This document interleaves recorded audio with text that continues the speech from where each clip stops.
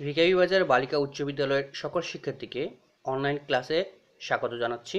আমি শঙ্কর দাস। আজকে আমাদের আলোচনার বিষয় ক্লাস 8 ইংলিশ।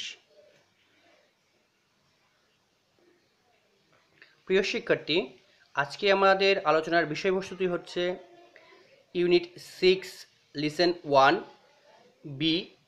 এই প্যাসেজ ভিত্তিক যে সিন পার্ট তার কোশ্চেন টু দ্য নাম্বার 1 এবং কোশ্চেন টু দ্য নাম্বার 2 সম্পর্কে আজকে আমরা আলোচনা করব।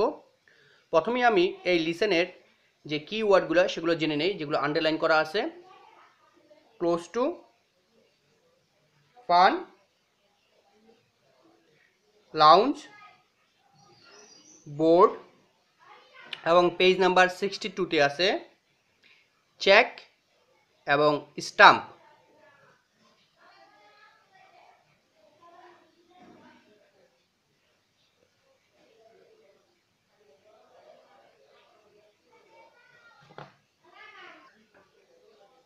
প্রিয় শিক্ষার্থী, আমরা প্রথমে এই লিসেনের যে কিওয়ার্ডগুলো জেনেছি, এখন সেগুলোর সিনোনিম জানব। ক্লোজ, আমরা জানি ক্লোজ শব্দ অর্থ বন্ধ করা, কিন্তু এইখানে ক্লোজ বলতে ঘনিষ্ঠ বুঝাইছে, যার মিনিং হচ্ছে সমার্থক শব্দ ইন্টিমেট।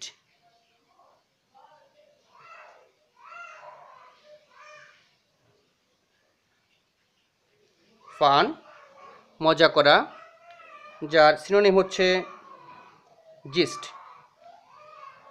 অথবা ম্যারি মেকিং।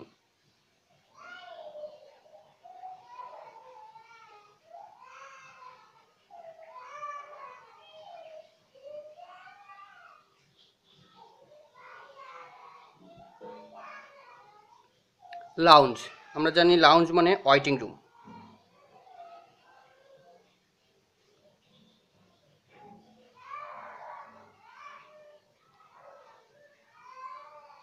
বোর্ড, আরোহণ করা, সমার্থক শব্দ গেট অন।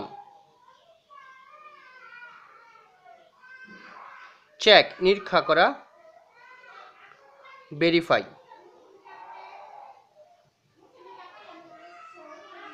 স্টাম্প, সিলমোহর করা, সিল অথবা মার্ক।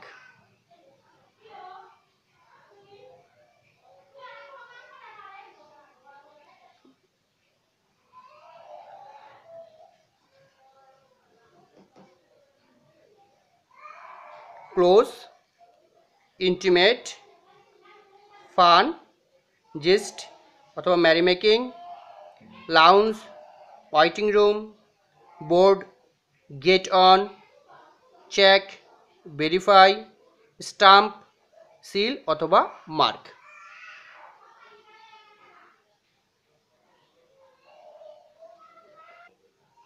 প্রিয় শিক্ষার্থী, আজকে আমরা কিছু গুরুত্বপূর্ণ মাল্টিপল চয়েস নিয়ে আলোচনা করতেছি। আজকে আমাদের প্রথম যে আলোচনাটা সেটা answer to question number 1, choose the correct answer. আমরা কিছু গুরুত্বপূর্ণ কারেক্ট অ্যান্সার আলোচনা করব। ফান মিনস, ফান মানে কি? লাভ হাসা, জিস্ট মজা, হ্যাপি আনন্দ, গ্লেস মসৃণ। আমরা জানতে পারছি যে ফান মানে gist. Close refers to, close মানে কি? আমরা জানি ক্লোজ একটা শব্দের অর্থ বন্ধ করা হয়, আর একটা ক্লোজ শব্দ ঘনিষ্ঠ হয়। তাই এখানে শার্ট অর্থ বন্ধ করা, স্টপ অর্থ বন্ধ করা, রিলেটিভ অর্থ আত্মীয় হয়, ইন্টিমেট মানে ঘনিষ্ঠ। আমরা যেখানে প্যাসেজটা থেকে পড়ছি সেখানে আমরা জানি যে ক্লোজ ইন্টিমেট অর্থ ব্যবহার করা হয়েছে। লাউঞ্জ মানে ওয়েটিং রুম, আমরা জানতে পেরেছি এখানে আছে হোটেল, প্ল্যাটফর্ম, ওয়েটিং রুম এবং রানওয়ে।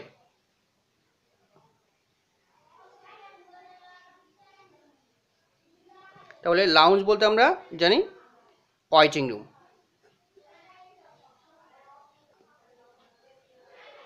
প্রিয় শিক্ষার্থী, both the families have decided to visit some places.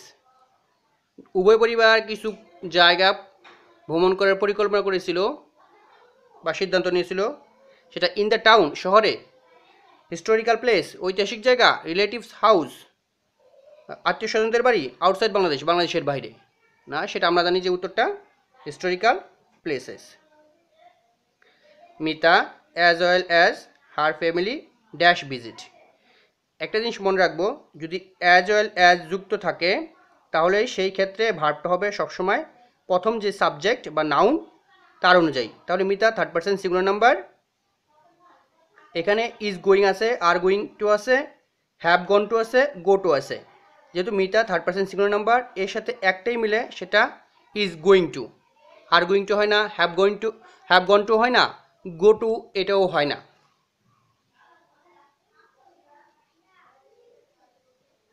সুতরাং আমরা বলবো Mita as well as her family is going to.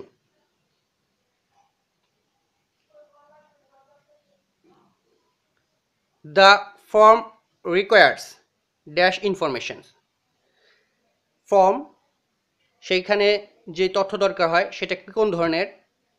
Personal, ব্যক্তিগত, কান্ট্রিজ, দেশের, প্রফেশনাল, পেশাগত, এডুকেশনাল, শিক্ষাগত। আমরা জানি সেখানে পার্সোনাল মানে ব্যক্তিগত তথ্যের দরকার হয়। The team going to Thailand consist of dash members. থাইল্যান্ডে যে টিমটা গেছিল সেইখানে বা যে দলটা গেছিল সেখানে কতজন সদস্য ছিল?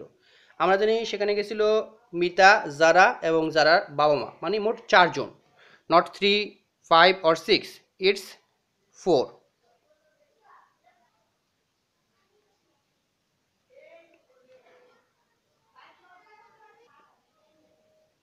প্রিয় শিক্ষার্থী, এখন আমরা answer to the question number 2 এর কিছু গুরুত্বপূর্ণ প্রশ্ন নিয়ে আলোচনা করব।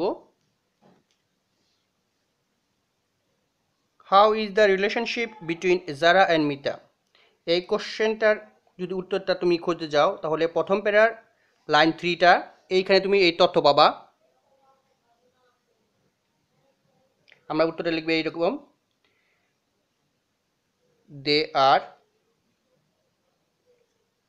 Cousin and very close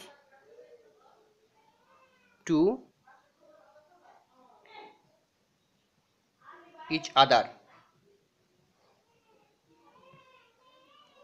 How is the relationship between Zara and Mita? Mita এবং জারার মধ্যে সম্পর্ক কীরকম? আমরা জানি দে আর কাজিন, তারা cousin, and very close to each other, এবং একে অন্যের খুবই ঘনিষ্ঠ। দ্বিতীয় কোশ্চেন, why did Mita's parents fail to go? খেয়াল করি ডিড আছে, তাহলে আমি উত্তরটা লিখতেছি।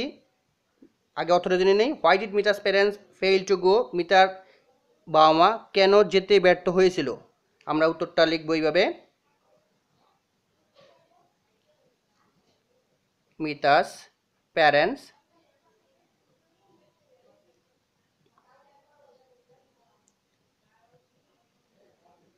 ফেইল্ড, ডি চলে গেছে,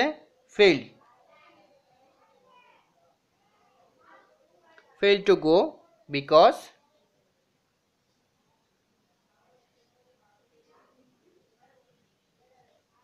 they were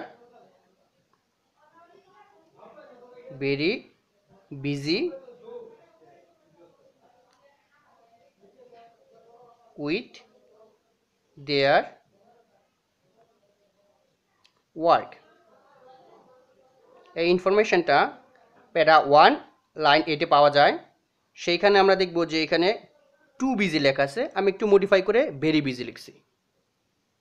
তৃতীয় question, why is Mita excited?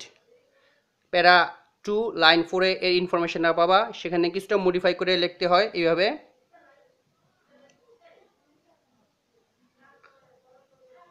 Mita is excited because it is her first time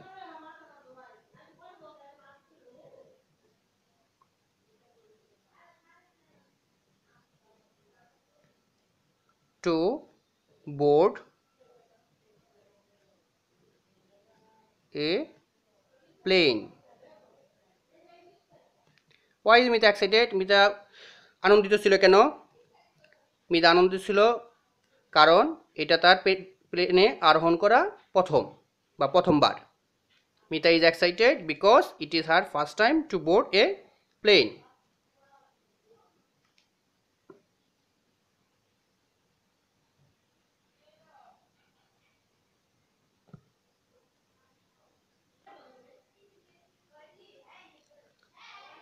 চতুর্থ প্রশ্ন, what does Mita hope about their visit to Thailand? আমরা দ্বিতীয় প্যারার যদি লাইন 6টা খেয়াল করি, এই তথ্যটা এখান থেকে পাওয়া যায়। আমরা কিছুটা মডিফাই করে উত্তরটা দিব এইভাবে,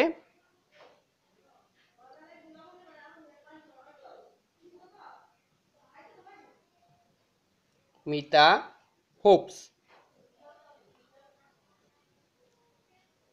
that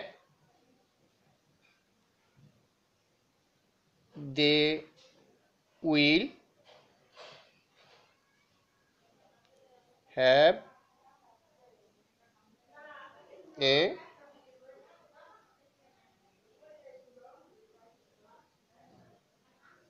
great time in Thailand. তাহলে লিখছি কি, Mita hopes that they will have a great time in Thailand. উত্তরটা কিছুটা মডিফাই করে লিখতে হয়। আমি একটা অতিরিক্ত প্রশ্ন দিচ্ছি, সেই প্রশ্নটা এইটা, what does an immigration officer do at the airport? What does an immigration officer do at the airport?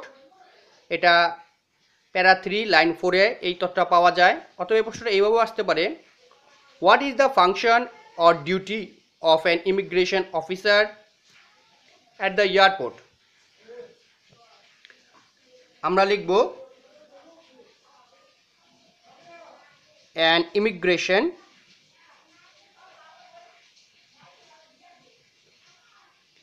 immigration officer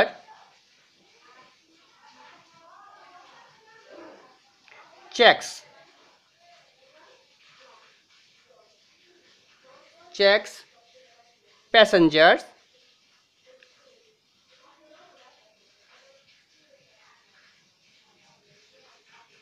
passengers passport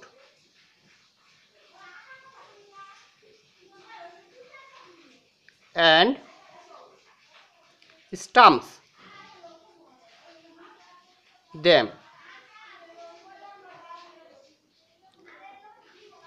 An immigration officer checks passengers' passports and stamps them. যেহেতু এটা চিরন্তন সত্য বাক্য বা অভ্যাসগত সত্য, সেই ক্ষেত্রে এটা প্রেজেন্ট ইনডিফিনিট টেন্সে আমি লিখব, an immigration officer checks passengers passports and stamps them.